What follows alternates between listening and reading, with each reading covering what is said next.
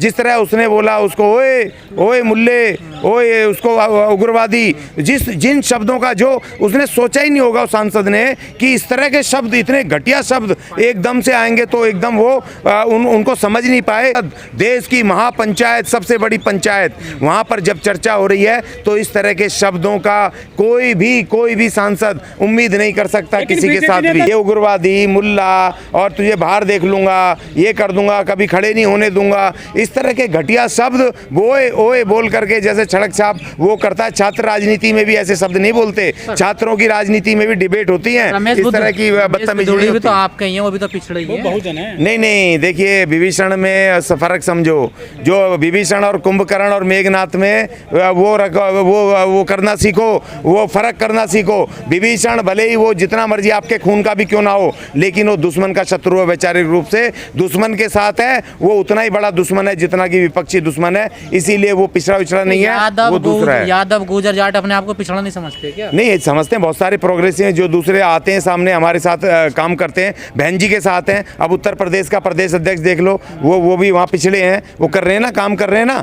तो इसीलिए ऐसा नहीं है पाल साहब नहीं, जाट गुजर भी हैं बहुत सारे पार्टी में, अभी निकाला, अभी नहीं यहाँ तो गुजर है, लेकिन जाट भी थे। अभी एक परसों एक जाट निकाला ना, अशोक क्या नाम था उनका, जो गाजियाबाद का धर्मवीर अशोक, तो ऐसे जाट और भी बहुत सारे, एक ही नहीं है। बहुजन समाज पार्टी में सैकड़ों। पर ये बहुजन क्यों नहीं बन पा रहे? जो नारा है आपका 85%। नहीं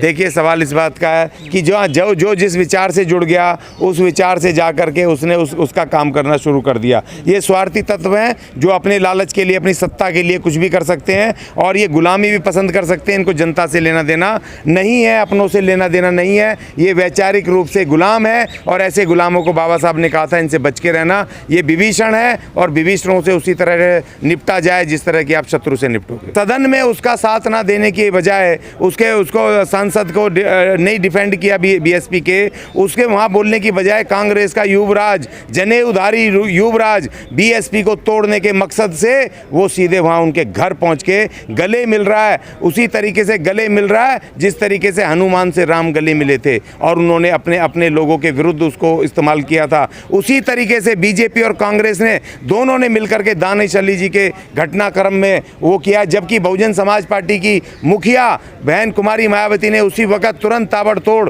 एक्शन लिया, ट्वीट किया, एकदम से उसको चेतावनी दी लोकसभा के, उसको भी, बीजेपी को भी। और देखिए आकाश आनंद जी का इतना जबरदस्त ट्वीट, उन्होंने प्रधानमंत्री को कहा अगर तुम्हें थोड़ी भी शर्म है तो तुम तुरंत इसको उठा करके बाहर फेंको, इसके खिलाफ कड़ी कार्रवाई करो। तो दोनों नेताओं ने बहुजन समाज पार्टी के तुरंत कार्रवाई की और तमाम एक्टिव हो गए नेता बीएसपी के, चाहे किसी भी स्तर के हों, तुरंत दानिश अली जी के साथ खड़े हो गए। लेकिन ये जो घटना हुई है बीजेपी और कांग्रेस ने ये जानबूझ करके करी है। बहुजन समाज पार्टी का इतना प्रेशर क्रिएट हो रहा है कि इन दोनों ने बहुजन समाज पार्टी को के खिलाफ जंग का ऐलान कर दिया है। लेकिन सर क्या आपको पता है कि बहन जी ने अपने वो नहीं भेजे होंगे सिपे सालार, उनके पास दानिश अली जी से बात नहीं करी होगी फ़ोन पे, या आपने नहीं भेजे होंगे, या पार्टी के लोगों ने उनकी मदद नहीं की होगी।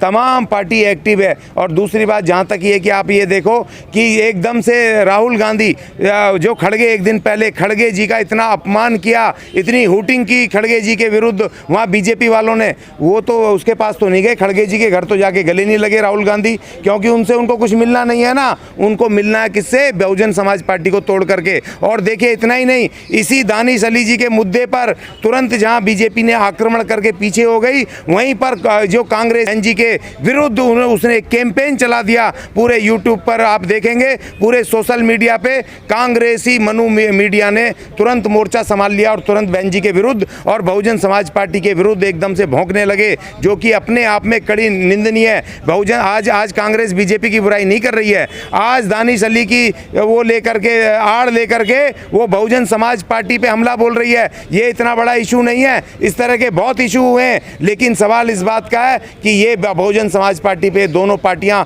हमला बोल रही हैं। क्योंकि छत्तीसगढ़ में जो बहन जी ने ने जो वहाँ पर जीजीपी के साथ, गोंडवाना गणतंत्र पार्टी के साथ जो वहाँ पर वो गठबंधन किया और वहाँ पक्का हो गया बीएसपी और जीजीपी की सरकार बनना। जिस तरीके से राजस्थान में, हरियाणा में और वहाँ पर मध्य प्रदेश में बहुजन समाज पार्टी का मूव हुआ है, तो कांग्रेस और बीजेपी की जड़ें हिल गई हैं। इसलिए बौखलाहट में इनका एक ही टारगेट है, सिर्फ और सिर्फ बहन कुमारी मायावती। बहुजन समाज पार्टी में नीचे स्तर से लेकर के और जनरल सेक्रेटरी स्तर पर नहीं, लेकिन सवाल इस बात का, सवाल आप जो कह रहे हो, तो वहाँ बहुजन समाज पार्टी के मुस्लिम तो नहीं बीएसपी के खिलाफ हुए, और ऐसा नहीं है। आपको क्या लग रहा है कि दानिश अली क्या एकदम से वो कह रहे थे मैं छोड़ दूंगा संसद सदस्यता? अगर बहन जी या बीएसपी उनका समर्थन नहीं करती, उनके साथ नहीं जाती, तो क्या वो अभी तक रहते हो? तो छोड़ के चले जाते, डिप्रेशन में रहते। बड़ी फोटो वायरल हुई है राहुल गांधी के साथ में हाथ मिलाते हुए। जो सांसद हैं उनको, हमारे और भी सांसद थे वहाँ, 10 और सांसद हैं, उन सब ने मिलकर के उसी में सपोर्ट किया।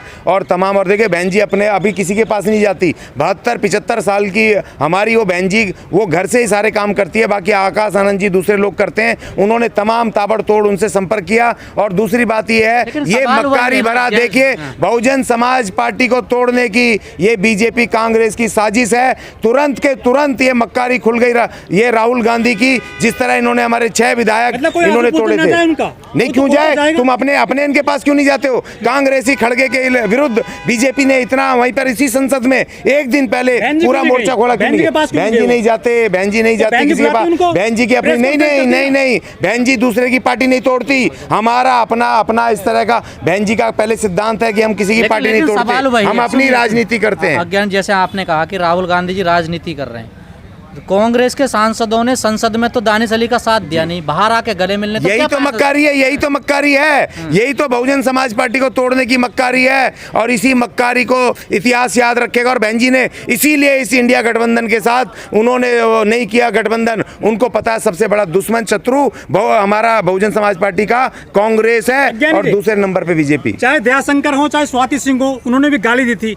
नहीं, किसने कहा कि वो डटकर मुकाबला नहीं करती? उन्होंने तुरंत उसी समय, अरे सड़कों पे हमारी पार्टी उतर रही है, देखो सारे लोग लड़ रहे हैं और उन्होंने मोर्चा उतार रहे हैं। पूरे देश में हो रहा है, पूरे देश में चल रहा है इसके रमेश बिदूड़ी के विरुद्ध। और जितना बहुजन समाज पार्टी के नेता और कार्यकर्ता बोल रहे हैं, कोई नहीं बोल रहा है, क्योंकि हमें ये मनु मीडिया दिखाता नहीं है। और देखिए सबसे जी, दानिश अली से भी गलती हुई है बाहर आकर, अब आंसू बहा रहे हैं, रो रहे हैं, लेकिन वहाँ विरोध नहीं कर पाए संसद में।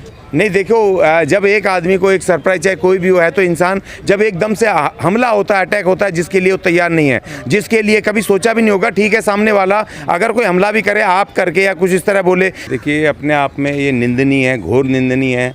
एक डेमोक्रेसी में, बड़ी डेमोक्रेसी में, और इस तरह के घटिया, एक सड़क छाप गुंडे की तरह कोई सांसद वहाँ पर संसद में एक दूसरे सांसद के लिए इस तरह के अपने वो करे, शब्द इस्तेमाल करे, तो वो बिल्कुल निंदनीय है। और ऐसे सांसद को तुरंत उठा करके फेंक देना चाहिए। लेकिन इसके पीछे, पर्दे के पीछे एक बड़ी साजिश है कि जिस तरीके से ये महिला आरक्षण बिल लेकर के आए थे, और उस महिला आरक्षण बिल पे जिस तरीके से बीजेपी की भद्द पिटी, दूसरी बात इन्होंने उसको चंद्रयान के नाम पर उसको खड़ा करके और वहाँ टारगेट करवाया, खासतौर पे बीएसपी के सांसद को, क्योंकि आज की तारीख में कांग्रेस हो या बीजेपी हो, उनकी आंखों में खाली बहुजन समाज पार्टी और उनके नेता खटक रहे हैं, और उनको टारगेट करवाया। और उसके बाद उस तरह से जो सबका दिमाग एक तो रिजर्वेशन से हट गया, वो सबका दिमाग उस पर दानिश अली पर और रमेश बिदूड़ी पे आ गया। और जो इनकी डिफीट हो रही थी महिला आरक्षण के ऊपर, जो इनका चेहरा सामने आ रहा था, वो एकदम से, वो जो इशू था वो एकदम से एजेंडा ख़त्म हो गया। तो इनकी बहुत बड़ी साजिश थी। लेकिन उस पर दानिश अली का जो मैटर है, इसको मैं इस तरह से देखता हूँ कि एक पार्लियामेंट में जो जिस तरीके से डेमोक्रेसी होती है, अच्छे लोग, पढ़े लिखे मीन्स अच्छे लोग आएँ जो कि चर्चाएँ करें, चाहे पक्ष के हों विपक्ष के हों, एक अच्छे तरीके से चर्चा करें जो देश के लिए और देश की जनता के हित में हो, अपनी अपनी एजेंडे पे बात करें, लेकिन एक तहजीब के साथ करें। और इस तरह के सांसद को किसी भी तरह से, देखिए दुख की बात क्या है कि वो तो सड़क साहब गुंडे की है ही है, वो यहाँ पे संसद में बोल रहा है, लेकिन आपको समझना चाहिए वो सांसद कहाँ से है, साउथ दिल्ली से। दिल्ली का जो सबसे पोश इलाका है, वहाँ के एक से एक पढ़े लिखे मालदार हाई फाई व्यापारी और वहाँ पर साउथ दिल्ली में एक से एक टॉप के पढ़े लिखे लोग रहते हैं, उन्होंने एक सड़क छाप गुंडे को चुना है। तो ये शर्म की बात उनके लिए है कि जो पढ़े लिखे व्यापारी एक से एक बड़े वकील और वहाँ पर रहते हैं तुर्रम खान, उन्होंने अगर इस तरह के सड़क छाप गुंडे को चुना है किसी भी पार्टी का हो, तो ये उन वोटरों के लिए उनके लिए अपमान की बात है और उनको भविष्य में सोचना चाहिए कि इस तरह के घटिया और गुंडे को कभी वापस दोबारा संसद में ना भेजें। जेन्युइन महंगाई जैसे मुद्दों पे, बेरोजगारी जैसे मुद्दों पे सवाल पूछने पर भी उठा के बाहर फेंक दिया जाता है। लेकिन अगर इस तरह का उनका अपना, देखिए बीजेपी तो है ही वो वॉशिंग मशीन है ना, वो साफ करने वाली, भ्रष्टाचार गुंडे मवाली वो जो भी आ जाए उनकी शरण में, बस उनको वो साफ करके निकालती है उस मशीन में से। तो बीजेपी ने तो पूरा ठेका ले रखा है भ्रष्टाचार को, गुंडों को, भ्रष्टाचारी गुंडे मवाली व्यभिचारी सबको, जो उनकी शरण में आ जाए, कोई भी चला जाए, वो बिल्कुल लोग गंगा की तरह पवित्र हो जाता है। इस घटना पे बीजेपी और कांग्रेस ने मिलकर के बहुजन समाज पार्टी के ऊपर हमला बोला है। जिस तरीके से उसने बीजेपी के सांसद ने रमेश बिदुड़ू ने जिस तरीके से सवाल उसको बोला, दानिश अली जी को बोला, और उसके बाद जिस तरीके से ताबड़तोड़